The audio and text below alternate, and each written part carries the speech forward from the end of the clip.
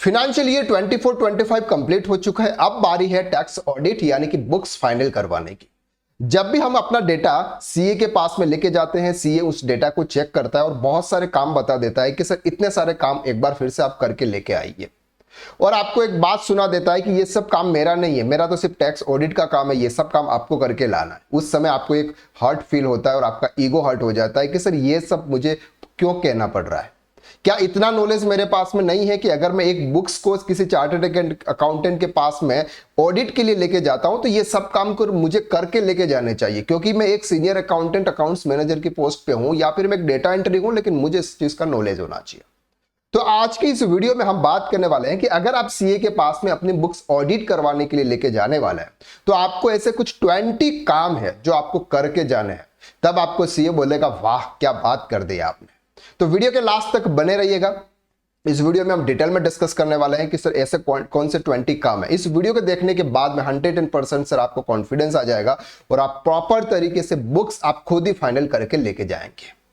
चलिए शुरू करते हैं। सबसे पहला काम जो होता है वो होता है sir opening balance are correctly posted as per last year audited balance sheet. Sir हम हमारी टैली की बुक्स में अगर हम देखते हैं उसमें हमारा जो ओपनिंग बैलेंसेस होता है और हम जो प्रीवियस ईयर की जो फाइनेंशियल ईयर 23-24 की जो ऑडिटेड बैलेंस शीट होती है उसमें जो ओपनिंग बैलेंस है उसमें जो क्लोजिंग बैलेंसेस होते हैं वो इस साल के हमारे ओपनिंग बैलेंसेस होते हैं। तो प्रीवियस ईयर के क्लोजिंग बैलेंसेस को इस साल के ओपनिंग बैलेंस के हिसाब से आपको मैच करना होगा, क्योंकि होता क्या है कि जब भी हम किसी चार्टर्ड अकाउंटेंट को ऑडिट के लिए डेटा भेजते हैं वो उसमें बहुत सारे एडजस्टमेंट कर देते हैं और वो एडजस्टमेंट सर हम यहां पर हमारी बुक्स में नहीं कर पाते हैं, इस वजह से ओपनिंग बैलेंसेस में डिफरेंसेस आता है। तो जब भी आप किसी सीए के पास में अपनी बुक्स लेके जाते हैं उनके आर्टिकल सबसे पहले ओपनिंग बैलेंस को मैच करते हैं कि प्रीवियस ईयर की जो ऑडिटेड बैलेंस शीट थी उसमें जो क्लोजिंग बैलेंसेस था वो इस साल के ओपनिंग बैलेंसेस हैं या आपकी बैलेंस शीट प्रॉपर तरीके से मैच कर रही है या फिर नहीं कर रही है। तो पहला काम आपको करना है कि sir opening balances as per audited balance sheet, last year की जो भी ऑडिटेड बैलेंस शीट होगी उनका जो बैलेंसेस होगा उसके हिसाब से आपको मैच करना होगा। नंबर 2 आता है sir prepare a bank reconciliation statement. Bank reconciliation statement आपको प्रिपेयर करना होता है। एंड ऑफ द ईयर आपको ये चीज ध्यान रखनी होती है कि सर जब भी हम किसी भी पर्सन को पेमेंट करते हैं बाय चेक, अगर उस चेक का पीरियड 90 डेज से ज्यादा हो चुका है, या तो हमने किसी का पेमेंट रिसीव किया है और उसका चेक अभी तक क्लियर नहीं हुआ और 90 डेज से ऊपर हो चुके, या फिर हमने किसी को पेमेंट दिया था हमारे अकाउंट्स में बैलेंस नहीं था या कुछ भी सिचुएशन की वजह से उसका जो पीरियड है वो 90 डेज से अबव हो चुका है, तो ऐसे चेक की एंट्री जो भी होगी उसको आपको डिलीट करनी होगी, क्योंकि वो चेक अब आप फ्यूचर में सर क्लियर होने वाले नहीं है। तो प्रॉपर तरीके से आपको बैंक रिकंसिलिएशन जरूर करना है। नंबर 3 आता है sir reconcile the sales purchase output and input tax with GST return. हम हर मंथली जीएसटीआर 1 जीएसटीआर 3 भी फाइल कर रहे हैं। अगर आप क्वार्टरली फाइल कर रहे हैं तो आप क्वार्टरली जीएसटीआर 1 और जीएसटीआर 3 भी फाइल करते हैं। लेकिन sir end of the year जब भी हम बुक को रिकंसिलिएशन बुक फाइनल करते हैं उस समय हमको ये सब कुछ रिकंसिलिएशन करना होता है एज पर जीएसटी रिटर्न के हिसाब से। जीएसटीआर 1 के हिसाब से आपको सेल्स मैच करना है कि आपके टैली के अंदर जो सेल्स है वो आपने जीएसटीआर 1 के अंदर शो किए कि नहीं किए, जीएसटीआर 1 के अंदर जो सेल्स शो किया वो आपने जीएसटीआर 3B के अंदर पेमेंट किया है कि नहीं किया, जीएसटीआर 2B में आपका जो भी परचेज है उसके अकॉर्डिंग आपकी बुक्स के अंदर परचेज है या नहीं है। आउटपुट और इनपुट को आप प्रॉपर तरीके से चेक करना, इनपुट का एडजस्टमेंट आपको करना है सर आपका टैक्स पेबल कितना है, सर आपका कैश क्रेडिट का जो लेजर्स है वो प्रॉपर मैच हो रहा है कि नहीं हो रहा है, सर आपका इनपुट क्रेडिट लेजर का जो लेजर्स है वो मैच हो रहा है कि नहीं हो रहा है। तो ये सब हमको रिकंसाइल करना होता है and the type of books final. तो जब भी हम किसी चार्टर्ड अकाउंटेंट के पास में अपनी बैलेंस शीट ऑडिट के लिए बेचते हैं या फिर हम जाते हैं तो सबसे पहले वो आपको ये चीजें बताते हैं कि सर आप अपने जीएसटी के पोर्टल के हिसाब से सब कुछ रिकंसिलिएशन करके लेके आइए और एक रिकंसिलिएशन स्टेटमेंट एक्सेल के अंदर बना के लेके आइए। नंबर 4 आता है sir clear out suspense account if exits. कभी कभी क्या होता है कि सर अकाउंटेंट को पता नहीं होता है कि हमने किसी पार्टी ने किसको पेमेंट किया है, क्योंकि बैंक स्टेटमेंट प्रॉपर तरीके से शो नहीं होता है। तो ऐसे केसेस में हम क्या करते हैं, या तो उस एंट्री को सस्पेंस में कर देते हैं या फिर हम उस एंट्री को एबीसी में लिख के हम इसको एंट्री कर देते हैं कि हम बाद में उसको प्रॉपर तरीके से उसका जो लेजर्स है उसमें हम चेक करेंगे। तो अगर आपके कोई भी सस्पेंस अकाउंट्स के अंदर या एबीसी के अंदर अगर आपके कोई भी ट्रांजेक्शन है तो आप अपने जो भी मैनेजमेंट है उन मैनेजमेंट के पास में जाके उन सस्पेंस अकाउंट्स को आप जरूर क्लियर करवाइए। अगर आप चार्टर्ड अकाउंटेंट के पास में अगर इन बुक्स को लेके जाएंगे और एक्सपेंस अकाउंट्स के अंदर अगर वो अमाउंट होंगे, ट्रांजैक्शन होंगे, तो ऑब्वियसली सर वो आपको उनकी ऑफिस में बिठा के ये सब ट्रांजैक्शन उनके आर्टिकल्स के साथ में बैठ के करवाने को बोलेगा वो। तो इससे बेटर ये रहेगा कि पहले ही आप इस चीज का सॉर्ट आउट कर लें। नंबर 5 आता है sir, stock are shown at cost और NRV whichever is lower. अगर आप मैन्युफैक्चरिंग बिजनेस की अगर अकाउंटिंग कर रहे हैं और वहां पर आपका जो क्लोजिंग स्टॉक है वो आपको ध्यान रखना है, क्योंकि क्लोजिंग स्टॉक वहां पर मैनिपुलेट होता है, क्योंकि ऊपर नीचे हम एक्स पर ग्रॉस प्रॉफिट फाइंड करने के लिए हम करते रहते हैं। लेकिन अगर आप ट्रेडिंग बिजनेस की अकाउंटिंग कर रहे हैं तो वहां पर आपका जो कॉस्ट की जो फिगर है वही आपके ट्रेडिंग अकाउंट्स का क्लोजिंग स्टॉक होना चाहिए। तो क्लोजिंग स्टॉक को आप प्रॉपर तरीके से शो करें, और यहां पर बताया कॉस्ट और NRV whichever is lower will be your closing stock. Number 6 आता है sir, extract the customer vendor license and balance confirmation letter to them. Sir अगर आपके कोई भी सप्लायर्स है जिनसे आप गुड्स परचेज कर रहे हैं और आपके कोई कस्टमर है जिनको आप गुड्स सेल्स कर रहे हैं, तो उनके जो लेजर्स होते हैं उनके स्टेटमेंट के अकॉर्डिंग आपको ये मैच करना है कि उनका जो क्लोजिंग बैलेंस है और आपके बुक्स में जो क्लोजिंग बैलेंस है वो प्रॉपर तरीके से मैच कर रहा है या फिर नहीं कर रहा है। अगर मैच नहीं कर रहा है तो कहीं ना कहीं एंट्री में मिस्टेक होगी, उस एंट्री को आप सॉर्ट आउट करें, खोजें और इस एंट्री को करके उनके जो बैलेंसेस है वो प्रॉपर तरीके से आप मैच करें। नंबर 7 आता है sir, cash expenses are with the limit non negative cash balance throughout the year. Sir आपको ये चेक करना है पूरे साल में एक एक ट्रांजेक्शन से कि मैंने 10,000 रुपीज से ज्यादा का तो किसी को पेमेंट नहीं किया, क्योंकि 10,000 रुपीज से ज्यादा का पेमेंट कैश में अलाउ नहीं होता है। अगर आपने लोन लिया है या फिर लोन दिया है तो 20,000 रुपीज से ज्यादा एक पार्टी से आप ना तो लोन ले सकते हैं ना आप लोन कैश में दे सकते हैं। दूसरी चीज बात यहां पर आती है कि सर अगर हमारा बैलेंस जो होता है वो मंथली तो आपका पॉजिटिव होता है, लेकिन डे वाइज अगर हम कभी बैलेंस चेक करते हैं तो वो नेगेटिव में आता है। तो आपको 1 अप्रैल 2024 से लेके 31 मार्च 2025 के एक एक ट्रांजैक्शन यानी कि डे वाइज आपको बैलेंस चेक करना है कि कहीं आपका जो बैलेंस है वो नेगेटिव में नहीं आ रहा। अगर आपका बैलेंस नेगेटिव में आ रहा है तो आपको इस बैलेंस को पॉजिटिव में करना होगा। Number 8, all new assets purchased properly capitalized and respective depreciation entry pass as per WDV method। Sir अगर आपने प्रीवियस ईयर यानी कि 24-25 में अगर आपने कोई एसेट परचेज की है तो आपको यह ध्यान रखना है कि सर जो एसेट्स आपने परचेज किए उसको आपने कैपिटलाइज यानी कि फिक्स एसेट्स में आपने उसको रखा है। अगर आपने 180 डेज से ज्यादा अगर आपने डेज से पहले परचेज की है तो आपको 100% डेप्रिसिएशन आपको वहां पर चार्ज करना। अगर आपने लेस देन 180 डेज अगर वो प्रॉपर्टी यानी कि वो एसेट्स अगर आपने यूज की हुई है तो वहां पर आपको 50% डेप्रिसिएशन चार्ज करना है। अगर आप प्रोपराइटरशिप या पार्टनरशिप की बात करें तो वहां पर sir as per income tax act के हिसाब से WDV मेथड्स यूज होता है। अगर आप कंपनी के हिसाब से बात करें तो वहां पर SLM और WDV दोनों मेथड्स यूज होते हैं, तो दोनों के हिसाब से आपको कैलकुलेशन करना है। वहां पर डेफर्ड टैक्स एसेट्स या फिर डेफर्ड टैक्स लायबिलिटीज क्रिएट होगी, उसका एडजस्टमेंट आपको करना होगा। नंबर 9 आता है sir, interest payable receivable on loans investment property recorded. Sir हम क्या करते हैं, अनसिक्योर्ड लोन लेते हैं, हमारी किसी भी बैंक से हमारा लोन होता है, लोन के हम इंस्टॉलमेंट पे करते हैं, एवरी मंथ हमारी इंस्टॉलमेंट जाती है, उस इंस्टॉलमेंट में प्रिंसिपल अमाउंट और इंटरेस्ट अमाउंट दोनों का फिगर होता है। लेकिन हम क्या करते हैं सर, पूरा अमाउंट लोन के अंदर हम डेबिट कर देते हैं, यानी कि जो प्रिंसिपल अमाउंट है उसको हम रिड्यूस कर देते हैं उस ट्रांजैक्शन से। लेकिन उसके अंदर जो इंटरेस्ट का जो फिगर होता है उस इंटरेस्ट को हमको पीएनएल या फिर कैपिटल के अंदर ट्रांसफर करना होता है। अगर बिजनेस लोन है तो आप पीएनएल में लेके जाएंगे, और अगर पर्सनल लोन है तो आप उसको कैपिटल के अंदर उसको ट्रांसफर करेंगे। तो आपको इंटरेस्ट का जो प्रॉपर एडजस्टमेंट है वो आपको करना है, और लोन स्टेटमेंट के हिसाब से आपको इनका क्लोजिंग बैलेंसेस आपको आपकी बुक्स के अंदर प्रॉपर मैच करना है। एज पर लोन स्टेटमेंट उनका क्लोजिंग बैलेंसेस बुक्स में कितना दिख रहा है और आपके टेली के अंदर लोन का क्लोजिंग बैलेंसेस कितना दिख रहा है वो प्रॉपर आपको मैच करना है। अगर आपने कोई इन्वेस्टमेंट किया हुआ है, वहां पर आपको कोई एक्यूरल इनकम आ रही है, जैसे फॉर एग्जांपल अगर आपने कोई फिक्स डिपॉजिट किया हुआ, तो फिक्स डिपॉजिट में क्या होता है कि सर एक्रूड इनकम आपको शो करनी होती है, एक्रूड इंटरेस्ट की आपको एंट्री करनी होती है। तो वो एंट्री आपको प्रॉपर तरीके से उनके इंटरेस्ट स्टेटमेंट, इंटरेस्ट का जो सर्टिफिकेट आता है उसके हिसाब से देख के आपको वो एंट्री पास करनी होती है। तो ये चीज आप ध्यान रखें। नंबर 10 आता है sir, make provisions of outstanding and prepaid expenses. Sir हम क्या करते हैं कि सर जनवरी का जो अमाउंट होता है वो हम सैलरी या कुछ ऐसे एक्सपेंसेस होते हैं जिसको हम मार्च में पे करते हैं, जनवरी का फरवरी में पे करते हैं, फरवरी का मार्च में करते हैं, लेकिन मार्च का जब हम अप्रैल में करते हैं तो मार्च और अप्रैल के बीच में आपका फाइनेंशियल ईयर चेंज हो जाता है। जो भी ट्रांजैक्शन यानी कि जो एक्सपेंसेस और जो इनकम होती है वो एक ही साल की हम रिकॉर्ड करते हैं। तो हम क्या करते हैं कि सर कभी कभी जैसे मार्च का कोई एक्सपेंसेस होता है उसका पेमेंट हम अप्रैल में करते हैं, तो वहां पर फाइनेंशियल ईयर चेंज हो जाता है। तो फाइनेंशियल ईयर चेंज होने की वजह से हमको क्या करना होता है सर, कुछ आउटस्टैंडिंग यानी कि प्रोविजंस क्रिएट करने होते हैं। जैसे आपका सैलरी का प्रोविजंस क्रिएट करना है, रेंट का प्रोविजंस क्रिएट करना है, इलेक्ट्रिसिटी एक्सपेंसेस का प्रोविजन क्रिएट करना है, वेजेस का प्रोविजंस क्रिएट करना है। तो ये सब क्या होता है, जैसे आप मार्च मंथ के हम अप्रैल में पे करते हैं। तो प्रॉपर तरीके से आपको ये देखना है कि हमने प्रोविजंस क्रिएट किए हैं या फिर नहीं किए हैं।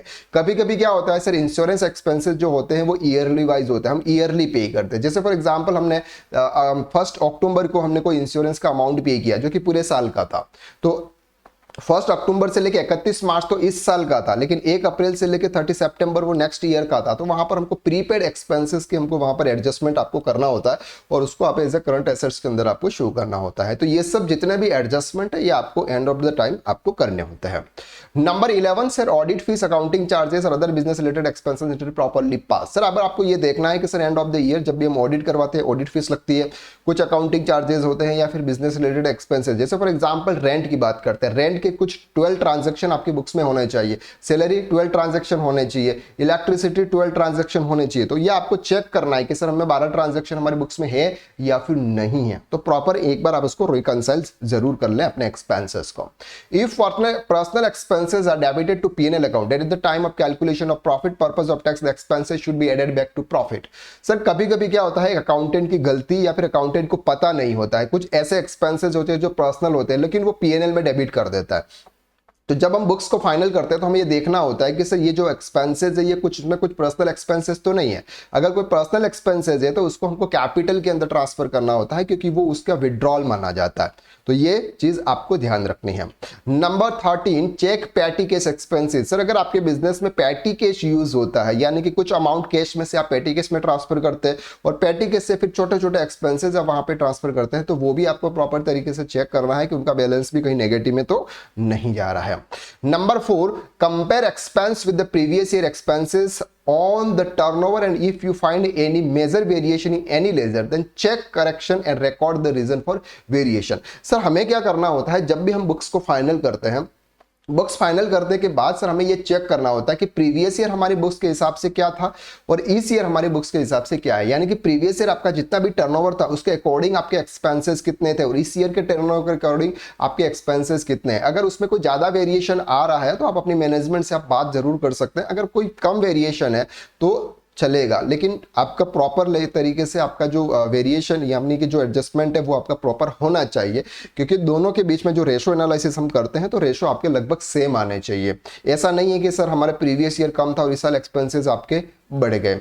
Number 15 sir, confirm TDS on specify payment deduct and paid to due date. Sir अगर आपके ऊपर टीडीएस डिडक्ट करने की लायबिलिटी है और आप किसी पर्सन को पेमेंट कर रहे हैं, उस पर्सन के पेमेंट पर आप टीडीएस डिडक्ट कर रहे हैं, तो आपको सबसे पहले तो यह चेक करना है कि सर मुझे किसका टीडीएस डिडक्ट करना चाहिए था और मैंने किया।